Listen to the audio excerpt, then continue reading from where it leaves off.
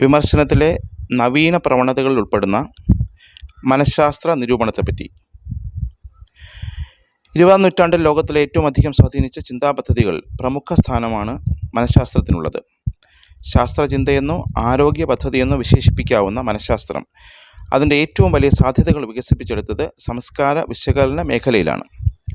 അതിൻ്റെ ഭാഗമെന്ന നിലയിൽ സാഹിത്യ വിശകലനത്തിൽ, വിശേഷിച്ചും സാഹിത്യ നിരൂപണത്തിൽ മനഃശാസ്ത്രം വിപുലമായ സ്വാധീനം ചെലുത്തുകയുണ്ടായി. അങ്ങനെ സാഹിത്യ പഠന രംഗത്ത് മനഃശാസ്ത്ര നിരൂപണം എന്നൊരു സവിശേഷ വിഭാഗം തന്നെ വ്യവസ്ഥാപിതമായി. സാഹിത്യകൃതികളുടെ അന്തർമണ്ഡലങ്ങളിൽ സംഭവിക്കുന്ന സൂക്ഷ്മ വ്യവഹാരങ്ങൾ തിരിച്ചറിയാനും അങ്ങനെ കൃതിയുടെയും എഴുത്തുകാരൻ്റെയും സൂക്ഷ്മ യാഥാർത്ഥ്യങ്ങൾ എടുത്തു കാണിക്കാനുമാണ് മനഃശാസ്ത്ര നിരൂപണം ശ്രമിച്ചത്. കഥയും കവിതയും പോലെ നിരൂപണവും ഒരു സാഹിത്യ വിഭാഗമാണെന്ന് ഉറപ്പിക്കാനും മനഃശാസ്ത്ര നിരൂപണത്തിന് സാധിച്ചിട്ടുണ്ട്. അതുകൊണ്ട് തന്നെ വായനക്കാരൻ്റെ ചിന്തയെയും വായനാ താല്പര്യങ്ങളെയും ഇതര നിരൂപണ പദ്ധതികളെ അപേക്ഷിച്ച് കൂടുതൽ സജീവമാക്കാനും മനഃശാസ്ത്ര നിരൂപണത്തിന് കഴിഞ്ഞു. ഒരു ശാസ്ത്ര സമീപനം എന്ന നിലയിൽ സിഗ്മണ്ട് ഫ്രോയിഡ്, കാൾ ഗുസ്താവ് യുങ്, ആഡ്ലർ, പാവ്ലോറി എന്നിങ്ങനെ പലരും മനഃശാസ്ത്ര മേഖലയെ വികസിപ്പിക്കുന്നതിൽ പങ്കുവഹിച്ചിട്ടുണ്ടെങ്കിലും സാഹിത്യ വിശകലന പദ്ധതി എന്ന നിലയിൽ വ്യാപകമായി ഉപയോഗിക്കപ്പെട്ടത് ഫ്രോയിഡിൻ്റെയും യുങ്ങിൻ്റെയും മനഃശാസ്ത്ര ചിന്തകളാണ്. ഇതിൽ തന്നെ മനുഷ്യൻ്റെ വൈകാരിക ജീവിതവുമായി നേരിട്ട് ബന്ധം സ്ഥാപിക്കുന്ന ഫ്രോയിഡിയൻ ചിന്തകൾക്കാണ് സാഹിത്യ നിരൂപണത്തിൽ കൂടുതൽ സ്വീകാര്യത കിട്ടിയത്. മനുഷ്യക്രിയകളെ നിർണയിക്കുന്നതും നിയന്ത്രിക്കുന്നതും ബോധമനസ്സല്ലെന്നും മനുഷ്യൻ്റെ അബോധ മനസ്സിലെ ഒരു കളിപ്പാവ മാത്രമാണിതെന്നും കണ്ടെത്തിയ ഫ്രോയിഡ് സ്വപ്നങ്ങളുടെ വ്യാഖ്യാനം, the interpretation of dreams, 3 contributions to the theory of 6 എന്നീ പഠനങ്ങളിൽ മനുഷ്യ മനസ്സിൻ്റെ ആന്തര വിസ്മയങ്ങൾ അപഗ്രഥന വിധേയമാക്കി.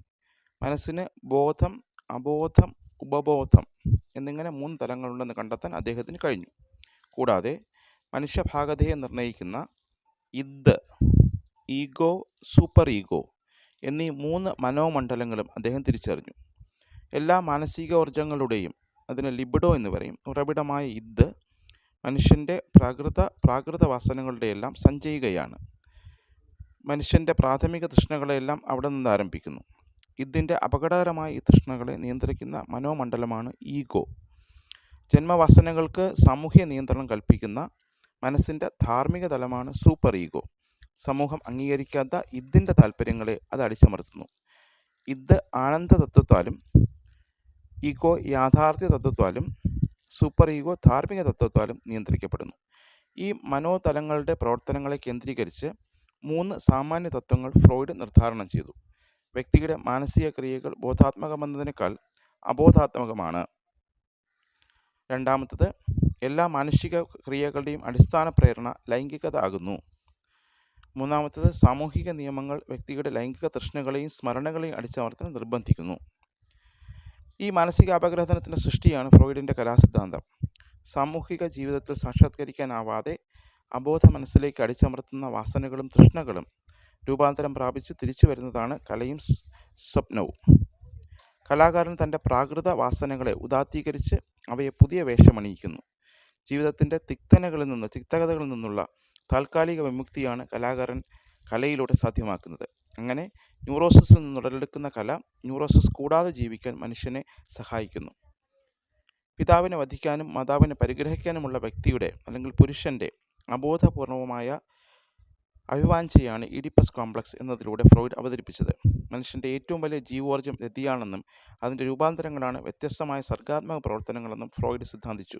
കല ഒരു രോഗവും കലാകാരൻ ന്യൂറോട്ടിക്കുമെന്നായിരുന്നു ഫ്രോയിഡിൻ്റെ കണ്ടെത്തൽ. ഈ സിദ്ധാന്തങ്ങളെ പിൻപറ്റിയാണ് ഫ്രോയിഡിയൻ മനഃശാസ്ത്ര നിരൂപണം സഞ്ചരിക്കുന്നത്.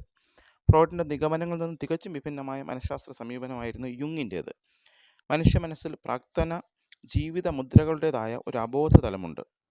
സമൂഹബോധം എന്ന് പേരിട്ടിരിക്കുന്ന ഈ മനോമണ്ഡലം വഴി ഓരോ മനുഷ്യനും തൻ്റെ പൂർവ്വകാല അനുഭവങ്ങളുമായും മനുഷ്യൻ്റെ പൊതുവായ സാംസ്കാരിക ജീവിതവുമായി നിരന്തരം സംവേദനം ചെയ്തുകൊണ്ടിരിക്കുന്നുവെന്ന് യുങ് സിദ്ധാന്തിക്കുന്നു. മനുഷ്യൻ്റെ സാംസ്കാരിക ജീവിതത്തിലും മതബോധത്തിലും സർഗവ്യവഹാരങ്ങളിലുമെല്ലാം ഈ സമൂഹബോധ മനസ്സും അതിൻ്റെ ഉള്ളടക്കമായ ആദിപ്രരൂപങ്ങളും എപ്രകാരം പ്രവർത്തനക്ഷമമാകുന്നു എന്ന അന്വേഷണമാണ് യുങ്ങിയൻ മനഃശാസ്ത്ര നിരൂപണം. ഫ്രോയിഡ് മുഖ്യമായും വ്യക്തി മനസ്സിനെ വിശകലനം ചെയ്യുമ്പോൾ യുങ് സമൂഹ മനസ്സിൻ്റെ ഉള്ളടക്കങ്ങളെയാണ് പരിശോധനാ വിഷയമാക്കുന്നത്. അതുകൊണ്ട് തന്നെ തികച്ചും വിഭിന്നമായ വിശകലന മാർഗങ്ങളായാണ് ഫ്രോയിഡിയൻ പദ്ധതികൾ പ്രവർത്തിച്ചു വരുന്നത്.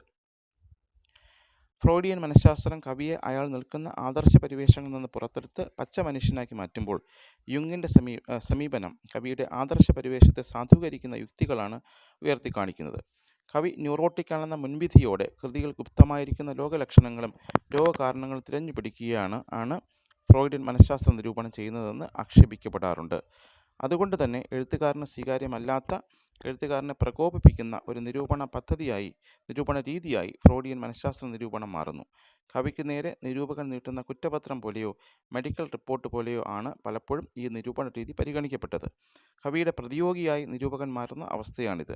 ഇത്തരത്തിൽ ഒരു പ്രതിയോഗിയാവാൻ ധൈര്യമുള്ളവർക്കേ മനഃശാസ്ത്ര നിരൂപണത്തിൻ്റെ മേഖലയിൽ നിലയുറപ്പിക്കാൻ കഴിയൂ എന്ന സാഹചര്യം അങ്ങനെ വന്നു പോകുന്നു. മലയാളത്തിൽ മനഃശാസ്ത്ര നിരൂപണ രീതികളുടെ വക്താക്കളാണ് എം.എൻ. വിജയനും എം. ലീലാവതിയും. ഇരുവരുടെയും നിരൂപണ ജീവിതത്തിലുടനീളം മനഃശാസ്ത്ര ചിന്തകളുടെ പരോക്ഷമായ ഇടപെടലുണ്ടായിരുന്നു.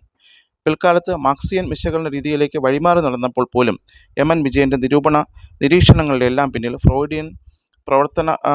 ഫ്രോയിഡ് പ്രവർത്തനക്ഷമമായി തന്നെ നിലനിന്ന് പോന്നിരുന്നു.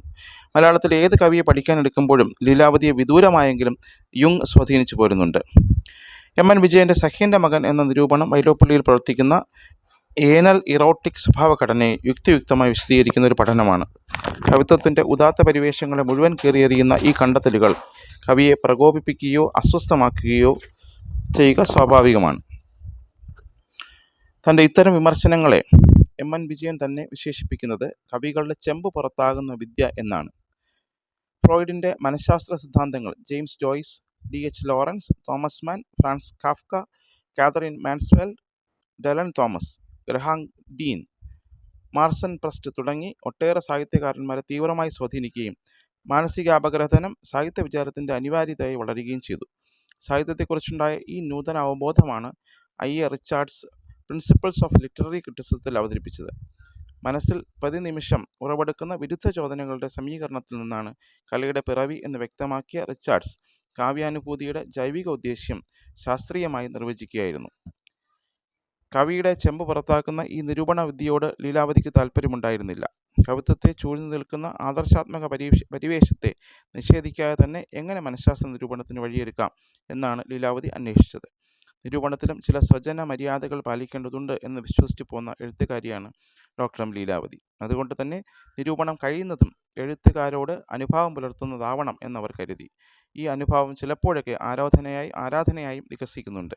അതുകൊണ്ട് തന്നെ കവിയെ വിലയിരുത്താൻ ഫ്രോയിഡിൻ്റെ വഴിയല്ല, യുങ്ങിൻ്റെ വഴിയാണ് ലീലാവതിക്ക് സ്വീകാര്യമായത്. അങ്ങനെ എം.എൻ. വിജയൻ്റെ മനഃശാസ്ത്ര നിരൂപണത്തിൻ്റെ ഒരു അപരമാർഗമായിട്ടാണ് ലീലാവതിയുടെ നിരൂപണം മലയാളത്തിൽ സ്ഥാനം നേടിയത്.